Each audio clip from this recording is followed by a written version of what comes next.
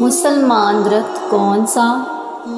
रसूलुल्लाह सल्लल्लाहु अलैहि वसल्लम ने फरमाया, एक दरख्त ऐसा भी है जिस पर कभी खिज़ां नहीं आती।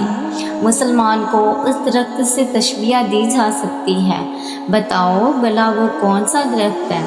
ये सुनकर सहाबा कराम के ख्यालात जंगल के मुख्तलिफ दरख्तों की तरफ गए।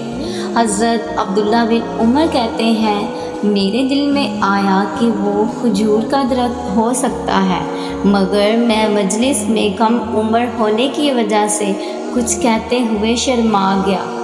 फिर सहाबा कराम ने अर्ज़ किया, या रसूलुल्लाह सल्लल्लाहु अलैहि वसल्लम, आप ही बता दें वो कौन सा दरख्त है।